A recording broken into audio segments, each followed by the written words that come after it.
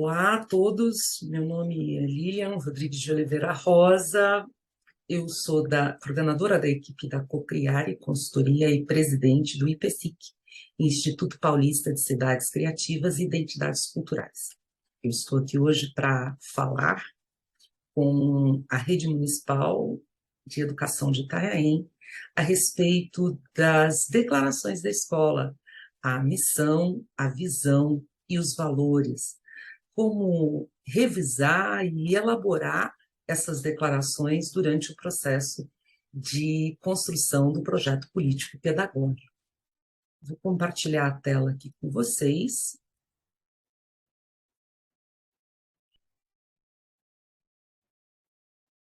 E vamos lá. Vamos falar sobre as declarações da escola, a missão, a visão e os valores. Muitas escolas já possuem as suas declarações construídas, já elaboraram a missão, já elaboraram os seus valores, já constituíram a sua lista de valores e também a sua visão de futuro. Mas na hora de pensar, revisar e elaborar o projeto político-pedagógico da escola, o momento das declarações é um momento fundamental de engajamento e construção de um escopo de intenções que compartilhem os anseios, que partilhem os anseios das comunidades, tanto local como da comunidade escolar. Então, é um momento que deve ser aproveitado de maneira bastante eficiente pelos gestores escolares para diminuir, por exemplo, a falta de participação de pais e responsáveis na vida escolar dos alunos.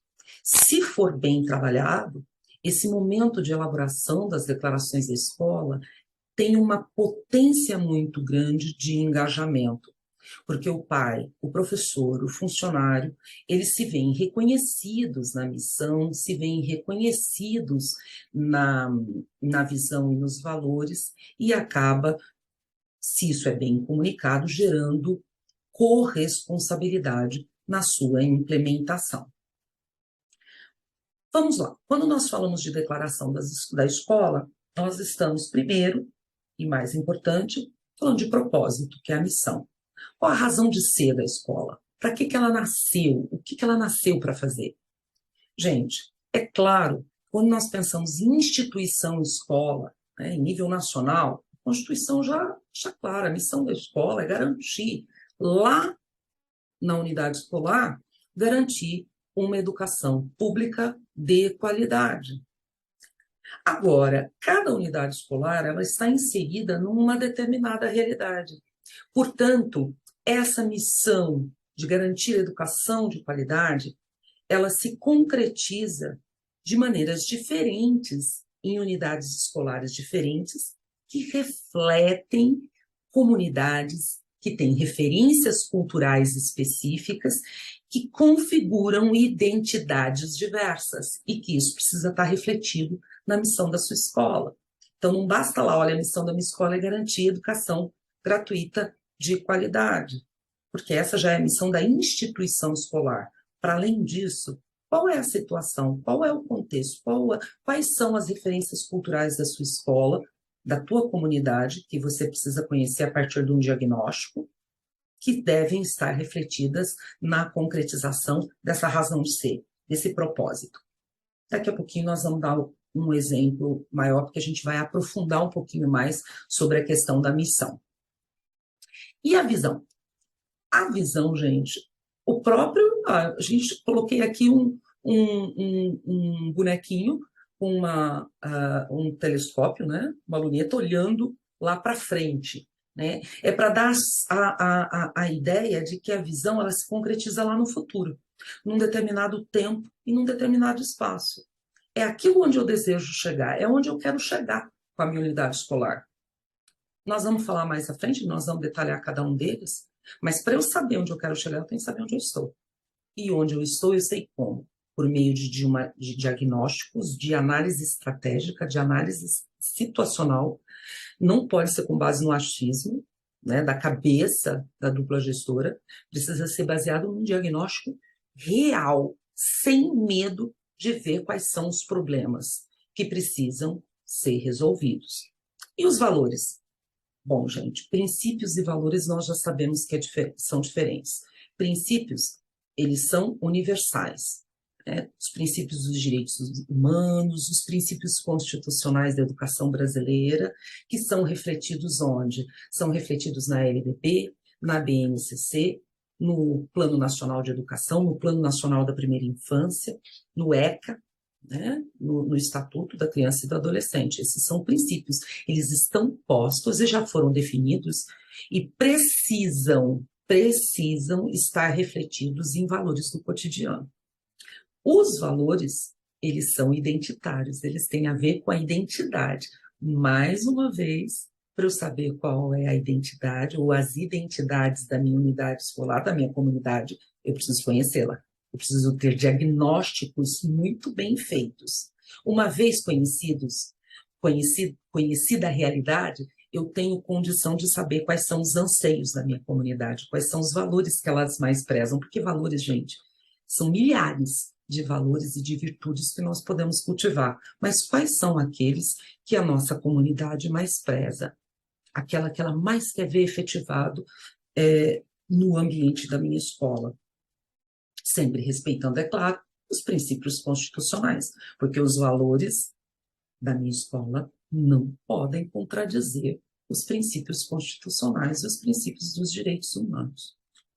Isso posto, como é que a gente concretiza, né?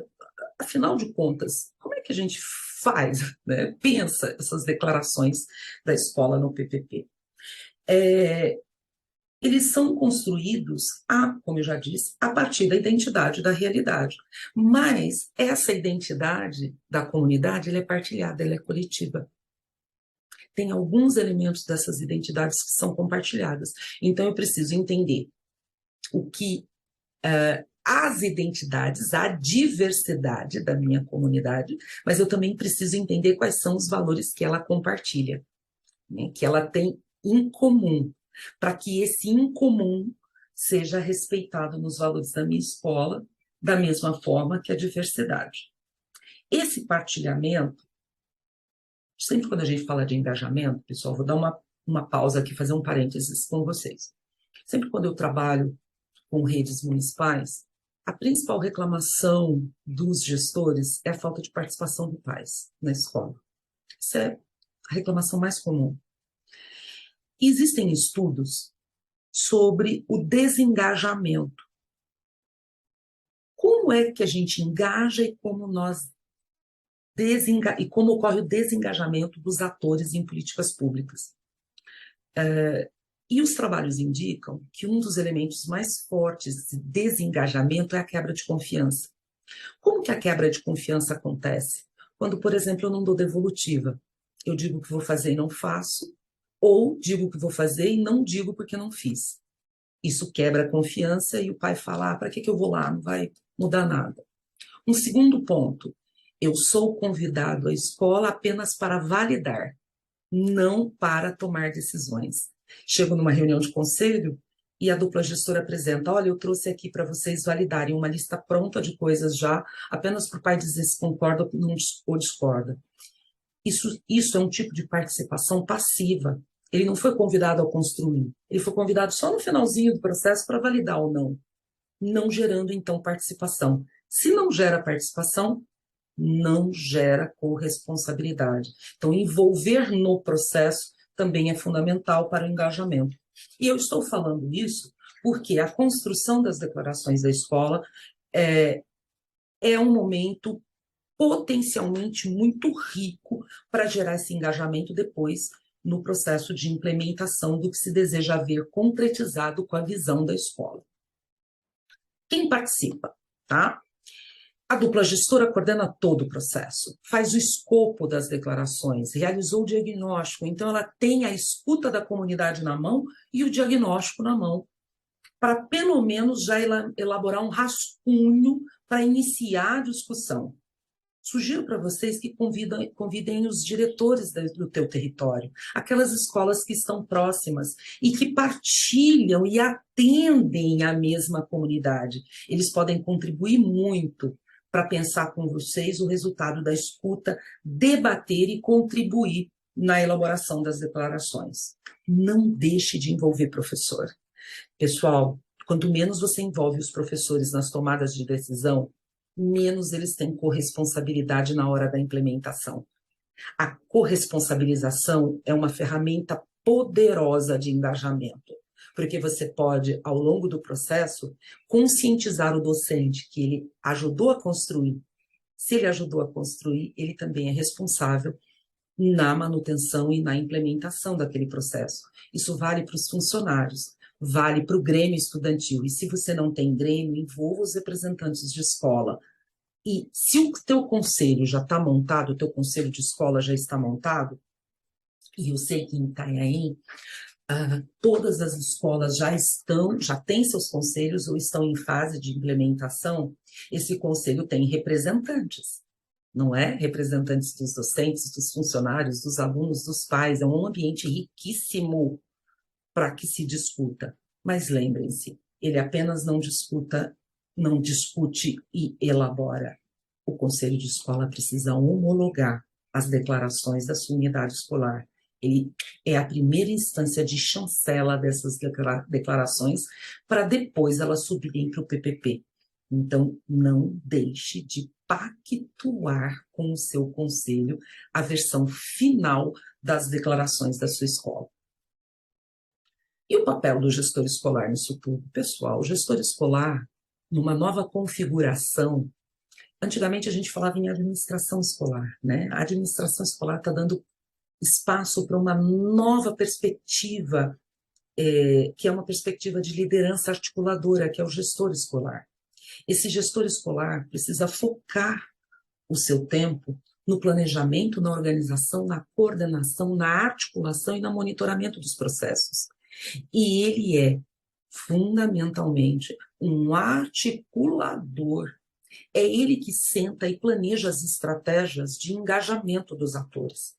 Então, se na sua escola os seus pais não têm boa participação, cabe ao gestor sentar com a sua equipe e traçar estratégias de engajamento, implementar essas estratégias e monitorar se elas estão dando certo ou não. Para, se não estiver dando certo, rever essas estratégias então, certo? E volto a reafirmar, falo disso nesse momento, porque o momento da construção de elaboração, da construção das declarações da escola é um momento, se você já não tem esse processo participativo na escola, é um momento legal, muito bom para começar a ter. Se você já tem, é o ápice, é o pico do Everest do momento do engajamento, porque é quando todo mundo pactua qual a razão de ser da escola, quais os valores que embasam tudo isso e onde é que toda a comunidade quer chegar com a sua unidade escolar. A missão, nós vamos nos deter um pouquinho mais nela, tá? Como é que a gente pensa? O que deve ser levado em conta para pensar a missão? Primeiro, fica de olho nos princípios. A gente não pode perder de vista os princípios constitucionais e dos direitos humanos, que devem estar materializados nos documentos da rede municipal, como, por exemplo, o currículo. Aqui no caso de Itanhaém tem o currículo Educaíta. Os municípios que não têm currículo estadual, o Plano Municipal de Educação. O que é que eu preciso levar em conta para construir essa missão junto com a minha comunidade? Tem algumas perguntas poderosas que você pode fazer para iniciar esse debate. O que é educação? Que escola a comunidade local e a comunidade escolar desejam? Que sociedade nós queremos construir? Que alunos nós queremos formar? Como a gente quer que o aluno esteja quando ele sair lá do 9º ano ou quando ele sair lá da educação infantil? Como eu vou explicitar nos meus valores o combate a toda forma de discriminação? Esse é um ponto muito importante num país que é pautado, que tem uma realidade pautada nas desigualdades educacionais e em várias formas de discriminação. Como eu vou levar isso para dentro da minha missão, para dentro dos meus valores, para colaborar na minha unidade escolar com esse combate? Bom, eu preparei para vocês 2 exemplos. O primeiro exemplo, ele tem o objetivo de discutir com vocês que a missão ela não está pronta, né? A missão, entendida como propósito, ela não está pronta. Ela é um processo em construção. Olha o que eu coloquei. O propósito se realiza no ser, no fazer, se constrói em um processo contínuo. Então, eu sempre dou um exemplo do carvalho. Carvalho é uma árvore frondosa, poderosa. Imaginem que o carvalho é a escola ideal, a escola que garante educação de qualidade, inclusiva, com equidade, respeitando a diversidade e com aprendizagem adequada na idade certa. Então, imaginem o Carvalho como a escola dos sonhos, a escola de educação integral, a escola que promove uma educação integral, a escola que é aberta, que é a liderança da comunidade. O Carvalho é a escola com tudo realizado, né? Com tudo pronto. Imaginem isso. Mas nós temos carvalhos em fases diferentes. O carvalho não nasce assim, desse jeito. A razão de ser dele não se realiza de uma hora para outra. O carvalho, ele nasce de uma bolota. A semente do carvalho. Essa bolota, quando você olha para ela, se você encontrar uma bolota de carvalho aí jogada, você vai olhar para ela e vai ver um carvalho? Não, você vai ter que imaginar um carvalho, porque o carvalho, a bolota é potencialmente um carvalho, mas ainda não se realizou enquanto carvalho. Portanto, a bolota ela precisa de água, adubo, terra fértil para realizar seu propósito. Está começando a entender o que eu quero dizer? Então, nós temos a bolota, temos uma bolota que já tem um brotinho, temos uma bolota que já virou uma pequena rama, nós temos a bolota que já é uma árvore jovem e temos aquela que já se transformou num carvalho maravilhoso e já está produzindo outras bolotas, né?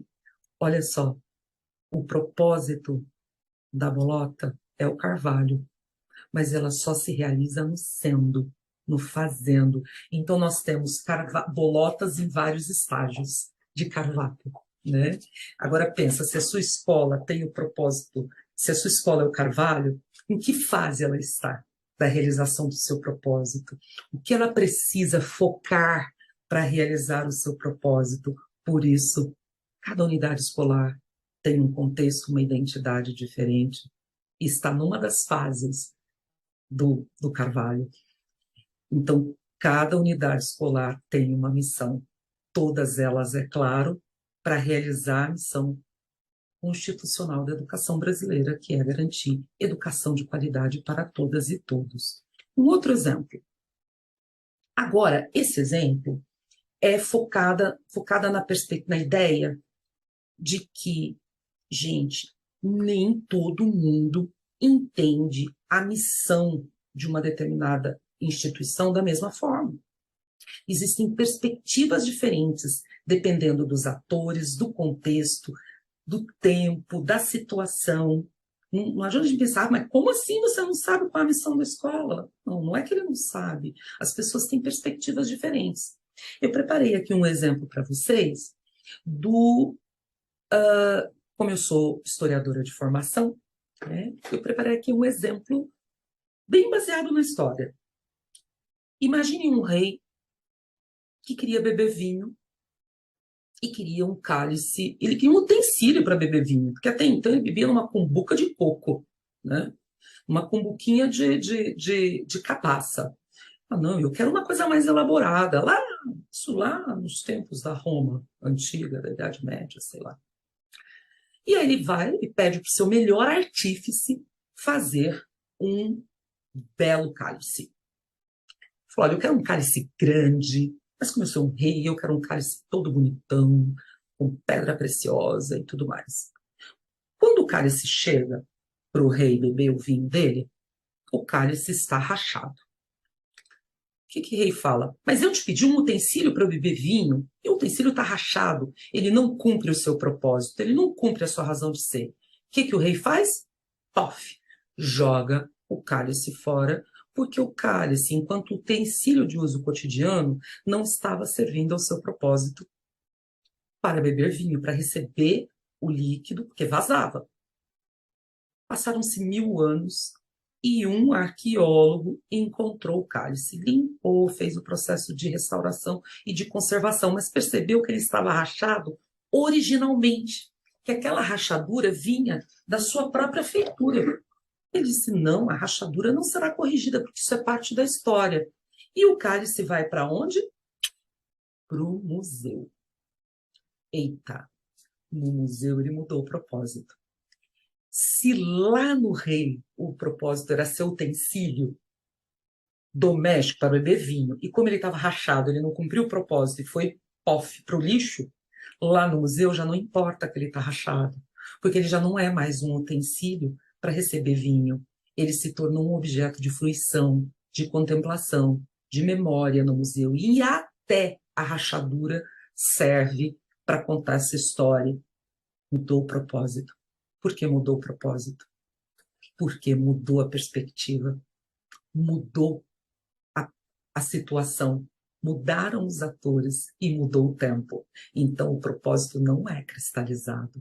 Nós precisamos ficar atentos às mudanças de situação que envolvem e definem mudanças na missão da nossa escola. Então, se a minha escola tem uma missão que foi construída há 5 anos atrás, 10 anos atrás, veja quantas águas já passaram por baixo dessa ponte e quantas mudanças já aconteceram. Precisa fazer o diagnóstico, observar se teve mudanças migracionais na comunidade, mudanças de nível socioeconômico, culturais. Precisa observar os indicadores educacionais se mudaram e ver como isso impacta no propósito da escola, para ver se a minha escola está bolota, de carvalho, se já tem brotinho, e o que falta para virar um carvalho frondoso, que é aquela escola ideal dos sonhos da comunidade. Ok? Vamos adiante. Eu trouxe aqui um exemplo para vocês, já que nós estamos com a Rede Municipal de Itanhaém, um exemplo da missão do Educaíta, que é o currículo municipal de Itanhaém, que foi construído num processo democrático. Se você não tem aí no teu município o currículo municipal, observe então o currículo estadual. Na missão do Educaíta, ele fala em educação pública inclusiva e de qualidade, portanto ele se remete aos princípios educacionais constitucionais e à LDB, mas ele fala em aprendizagem e a estrutura da escola, dá ênfase já ao valor da equidade social, racial e de gênero, já aponta aí para valores, e considera, desculpem, a diversidade. Olha o que mais que a missão aborda. Participação de todos, portanto, ele acena para a gestão democrática como uma questão importante para concretizar a missão da rede municipal, e a formação integral dos alunos, crítica, cidadã, reflexiva, com protagonismo do aluno, autonomia para o exercício da cidadania. Olha que riqueza que está contido nesse exemplo. A missão da rede municipal, ela se materializa nas unidades educacionais. Como a unidade educacional lá do bairro, lá, usando ainda mais uma vez no exemplo de Itanhaém, lá do Savoy, ou lá da praia do Suarão, vai concretizar essa missão da rede municipal escolar. E com essa missão, vai traduzir as identidades lá da comunidade do Savoy, ou da comunidade do Suarão, ou da comunidade Gaivota, né, ou do Cibratel, que são algumas das comunidades aí de Itanhaém, que é essa cidade maravilhosa, a segunda cidade mais antiga do Brasil, né? Vou dar alguns exemplos. O primeiro lá do Paraná. Pessoal, antes de tudo, se você ouviu a comunidade, se você realizou o diagnóstico e construiu coletivamente, não tem certo e errado, certo? Porque você está refletindo um processo de construção coletiva. Então, aqui são só alguns exemplos para mostrar para vocês como foi o resultado da construção de algumas escolas. No caso dessa escola do Paraná, ela foca em sucesso, permanência, compromisso com a formação integral do aluno, acesso aos bens culturais. Esse é um dos motivos que eu trouxe esse exemplo para vocês, porque eles apontam para a importância do acesso aos bens culturais como forma de concretizar o projeto Escola Aberta, que é muito importante. Olha, tem um projeto tão importante, ter uma escola aberta, né, com o princípio de atividades extramuros é tão importante para essa escola que ela veio para dentro da missão da escola. Outro exemplo de Salvador, aqui eles focam a formação de sujeitos críticos, reflexivos e solidários. A solidariedade vem para dentro como um elemento muito importante. Quando vem para dentro da missão, gente, é porque é um elemento que vai ser trabalhado por todos de maneira transversal. Veja, transversal em todas as disciplinas e por todos os atores e agentes escolares. E quanto aos valores?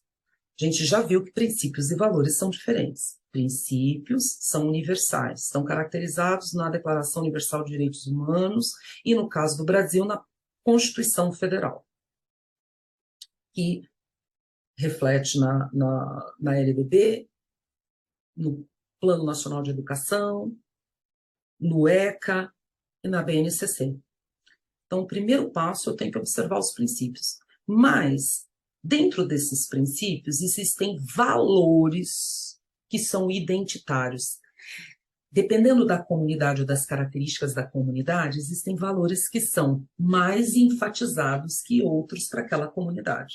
É claro que esses valores da comunidade não podem contradizer os princípios constitucionais, né? Porque aí é uma questão de pactuação universal. Mas eles podem refletir as referências culturais e aquilo, as crenças e as virtudes que aquela comunidade quer valorizar. Por isso é importante ouvir e diagnosticar o que a comunidade valoriza. E tem algumas perguntas que te ajudam a fazer isso, como, por exemplo, quais são as virtudes que a comunidade mais preza para serem cultivadas no ambiente escolar? O que nós compreendemos, o que a comunidade compreende pelo significado desses valores? Quais os valores são expressados no seu currículo municipal e que precisam estar traduzidos ainda? Como que eu posso traduzir esses valores do currículo levando em conta a identidade da minha comunidade? Por exemplo, numa escuta que foi realizada por uma das escolas de Itanhaém, emergiu da escuta com a comunidade do diagnóstico que eles valorizam a empatia, o relacionamento e o ambiente escolar, os bons relacionamentos no ambiente escolar e o cultivo da empatia. Gente, empatia é uma coisa que a gente pode aprender ao longo da vida. E existem ferramentas para cultivar a empatia no relacionamento, nas práticas docentes, no relacionamento entre alunos, pai, aluno, funcionário, gestor. Se a empatia é um valor que é valorizado por aquela comunidade, leva essa empatia para dentro dos valores e vamos pensar atividades transversais que possam concretizar essa empatia no dia a dia da escola. Mais uma vez, o exemplo do Educaíta. No caso do Educaíta, quais são os valores aqui pactuados? Foco na aprendizagem, interação, olha só, está falando de relacionamento, gestão democrática e equidade. Esses 3 pontos são, para a rede municipal de Itanhaém, fundamentais. Isso precisa estar refletido nas unidades escolares para ser concretizado lá e ampliado com as características próprias de cada unidade e de cada território. Vou dar alguns exemplos de valores. Gente, sem essa ideia de certo e errado, só tem um ponto que é fundamental. Não façam apenas uma lista de valores. Os valores da minha escola são honestidade, ética, empatia. Sabe por quê? Porque nem todo mundo dá o mesmo significado para esses conceitos. Então, é preciso deixar claro quais são os significados e pactuar um significado para cada um deles. No caso dessa escola, eles fizeram só uma lista: honestidade, solidariedade, valores morais e cívicos, mas não disseram o que isso significa. Olha essa outra escola. Definiram 4 valores: qualidade, ser humano, responsabilidade social e parceria. E na frente eles colocaram o que se entende por esses valores. Isso na hora de comunicar é fundamental. Sabe por quê, gente? Declarações da escola. Eu declaro, eu comunico, eu publico, de maneira transparente. Só que comunicar, ele tem uma via de mão dupla. Eu emito as declarações e do outro lado tem um receptor, tem aquele que recebe as declarações. Nem sempre o significado que eu emito é o significado que o receptor entende. Para comunicar, tem que ficar claro entre emissor e receptor qual é o significado. Por isso, as declarações precisam ser muito pactuadas e muito transparentes e constantemente comunicadas depois de pactuadas. Cartaz na escola, põe no site, volta quantas vezes for necessário em todas as reuniões de pais, distribui panfleto, manda por WhatsApp, porque todos precisam conhecer para gerar corresponsabilidade na implementação da missão, da razão de ser da escola. E a visão?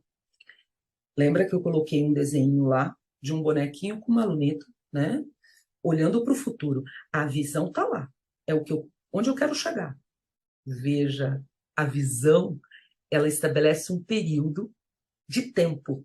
Porque se não botar período de tempo, gente, a gente procrastina, né? O ser humano tem como característica procrastinar.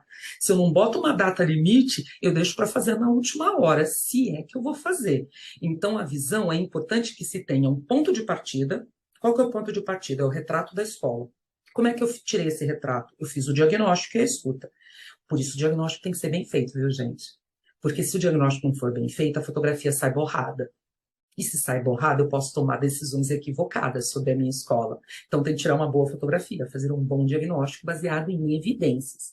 Estabeleci onde eu estou, que é a situação da escola. Fiz uma análise dessa situação.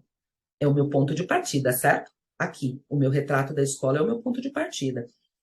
Saio do meu ponto de partida e projeto. Onde é que eu quero chegar?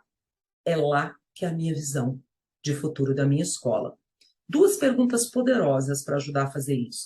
O que queremos ver realizado ao final de um determinado período e onde queremos chegar ou estar em um determinado período? São 2 perguntas poderosas para você discutir com a tua comunidade e definir a tua visão de futuro. Não deixe de colocar o quando. Vou dar 2 exemplos aqui que a visão estabeleceu onde eles querem chegar, mas não estabeleceu quando. E aí, quando não estabelece quando, é aquilo que eu disse. Quando é que a gente vai fazer? Quando a gente vai começar a realizar essa visão da escola? Olha só, no caso dessa escola do Paraná, ela diz o seguinte: qual é o meu retrato da escola? O meu retrato é que eu já sou reconhecida como uma escola de referência no sistema de escrita alfabética. Esse é o meu retrato. Top. Fotografei. Onde eu quero chegar? Eu quero aprofundar isso. É o que essa escola quer. Eu quero aprofundar ainda mais. Eu já sou bom e quero aprofundar ainda mais com diferentes práticas pedagógicas. Essa é uma opção. Outra opção. Pá, tirei um retrato e vi no que eu não estou fazendo bem. Eu não sou muito bom disso. Então, eu preciso ser projeto que? Projeto que eu vou melhorar ou que eu vou atingir um determinado ponto nisso que eu não estou realizando muito bem, que eu identifiquei no diagnóstico. Aquela primeira visão é quase próxima de uma meta, né? Esses 2 exemplos já são visões mais assim, baseadas no sonho da comunidade, no ideal de escola. Mas, mais uma vez, não colocaram o quando. Isso é um problema. Olha essa de Salvador. Ela quer promover educação de qualidade, contribuir para a transformação social. Isso aí, gente, tem que estar traduzido em ações lá no PPP. Porque não, senão não se realiza, não vai se realizar sozinho. Puf, botei ali uma varinha mágica e a visão se realizou. Isso tem que estar traduzido lá no plano de ação, em ações que vão concretizar essa visão. E lá de Minas Gerais, ser referência no ensino, infraestrutura e administração, promovendo cidadania na comunidade e valorização dos profissionais. Também não falou quando, né? Deixou solto quando. Podemos fazer quando a gente quiser. Não dá, né, gente?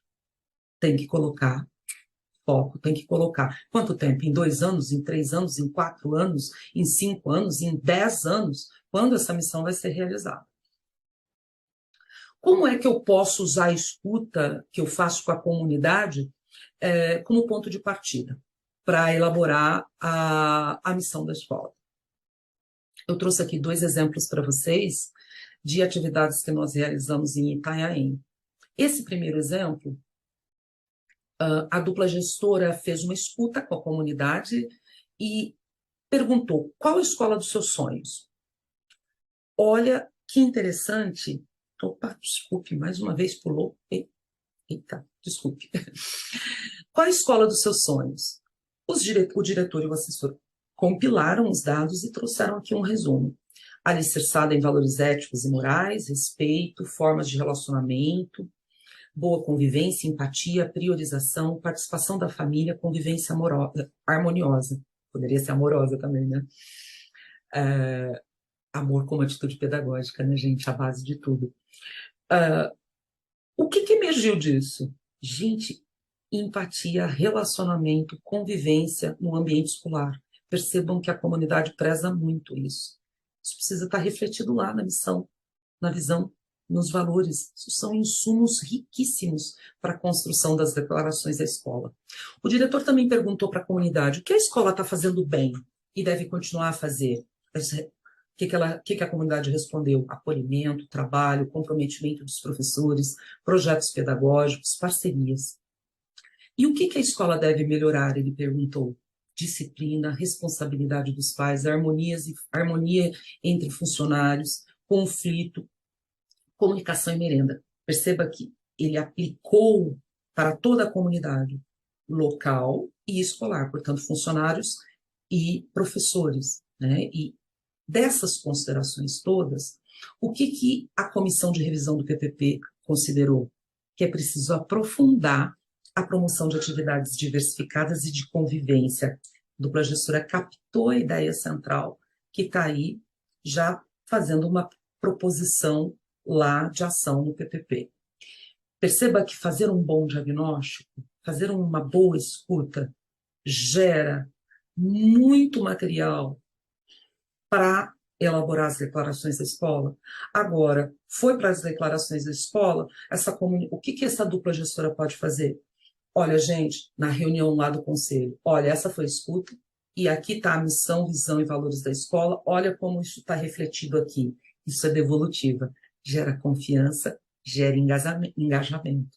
Lembra que um dos problemas que os gestores mais reclamam é que os pais não participam? Esse tipo de ação de devolutiva gera engajamento e corresponsabilidade. Um outro exemplo. Essa é a análise situacional feita depois do diagnóstico que foi proposto em Itanhaém.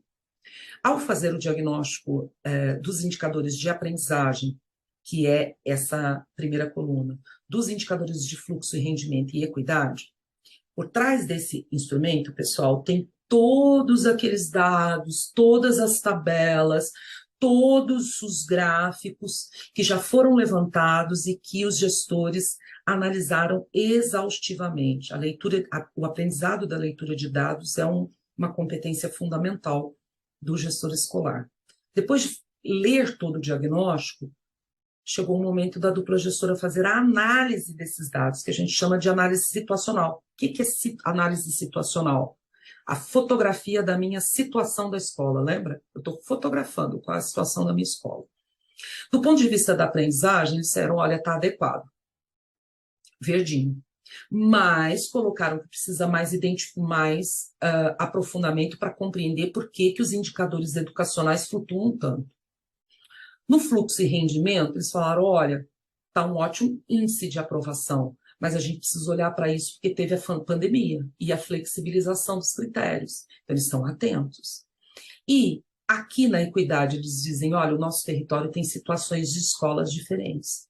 Escolas mais próximas da praia têm melhor condição, escolas longe da praia, outra condição. E aí eles estão preocupados em entender como isso se reflete na aprendizagem. Se tem diferença de aprendizagem, porque a gente sabe que o nível socioeconômico ele impacta na aprendizagem do aluno. É uma questão de equidade, né? E veja que eles fotografaram a situação, eles sabem onde eles estão e sabem, agora eles podem definir a partir disso onde eles querem chegar. Um outro exemplo de uma outra escola.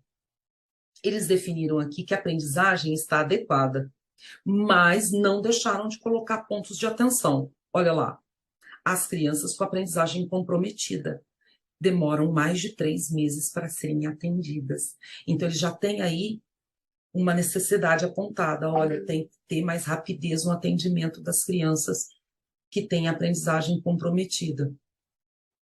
Eles fazem o mesmo no indicador de fluxo e rendimento escolar.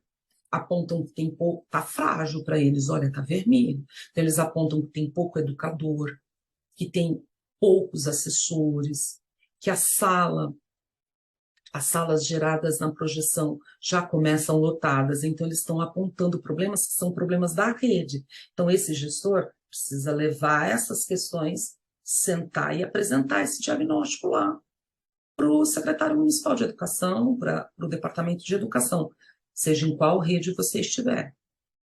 Aqui, na equidade, as crianças desenvolvem muitas doenças durante o ano, é um ponto de atenção que acaba promovendo desigualdade educacional, desigualdade na aprendizagem. E já colocam, olha, preciso olhar para isso e ver como é que isso se processa. Aqui embaixo eles já fazem recomendações para o projeto político-pedagógico e de como atuar com relação a esses pontos de atenção. Olha quanta coisa dá para tirar daqui para construir a visão da escola, para construir o que está faltando aqui nessa escola para ela realizar a sua razão de ser, o seu propósito de se tornar aquele carvalho que a gente discutiu lá atrás. Então, para saber onde a gente quer chegar, nós precisamos saber onde nós estamos. Essa é a função do diagnóstico e da análise situacional. Pessoal, eu finalizo aqui e finalizo com uma frase que eu gosto muito: a educação brasileira se realiza por meio da colaboração. Esse é um princípio constitucional, mas na prática, no dia a dia, a colaboração significa professor e aluno, professor pai, gestor pai, pai pai, gestor e funcionário, funcionários e professores. Entre os alunos, a colaboração realizada na prática, como partilhamento de informação, partilhamento de experiências e formação de corresponsabilidade na implementação de uma educação de qualidade. Eu agradeço muito o tempo de vocês e eu espero que essa breve explanação sobre as declarações da escola possam contribuir para que vocês construam a missão, a visão e os valores da sua escola de maneira participativa e pactuada. Um grande abraço a todos.